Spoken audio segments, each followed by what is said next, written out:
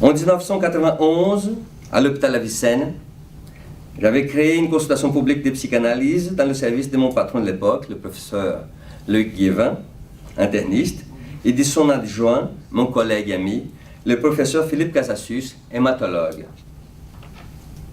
Il est très instructif de lire la chanson Dans le sang de Jacques Prévert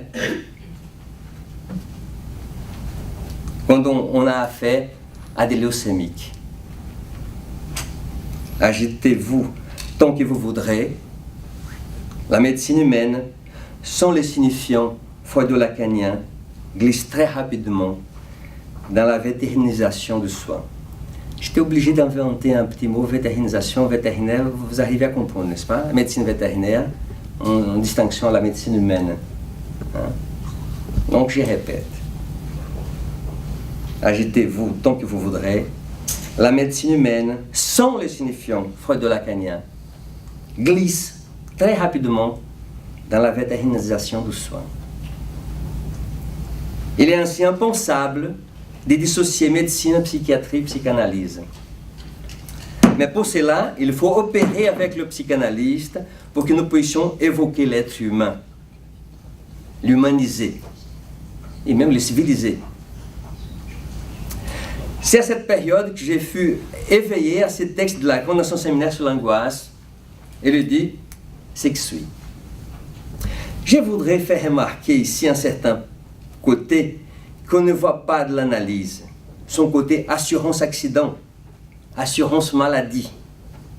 C'est très drôle, quand même, combien, au moins, à partir du moment où un analyste a pris ce qu'on appelle l'expérience, c'est-à-dire tout ce que, dans sa propre attitude à lui, bien souvent il ignore, combien les maladies de courte durée sont rares pendant les analyses. Combien, dans une analyse qui se prolonge un peu, des rhumes, les grippes, tout ça s'efface. Et même quant aux maladies de longue durée, s'il y avait plus d'analyses dans la société, on irait mieux. On irait mieux. Je pense que les assurances sociales, comme les assurances sur la vie, devraient tenir compte de la proportion d'analyse dans la population pour modifier leurs tarifs. Fin de citation. En 1991, donc, j'organise, grâce à la confiance de Loïc Guévin et Philippe Casassus, une consultation qui donne suite au traitement médical. Ensuite, cette consultation est allée à la rue Richer, à la cité Charles-Godon, à la rue Lafayette, pour s'installer définitivement au 33 de la rue Pigalle, toujours dans le 9e arrondissement de Paris.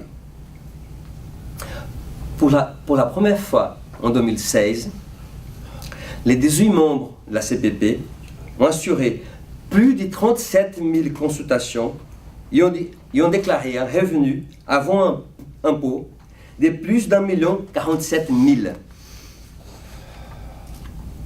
Par ces chiffres, j'espère ainsi apporter la preuve d'une voie possible pour le nouveau gouvernement dans son engagement à diminuer le chômage des jeunes, à améliorer la qualité de vie des concitoyens et pour plus de paix sociale, créer des consultations publiques de psychanalyse qui apaisent grandement la détresse sociale, aident grandement les étudiants à ne pas stagner une fois leur diplôme obtenu et qui ne grèvent pas les dépenses de l'État.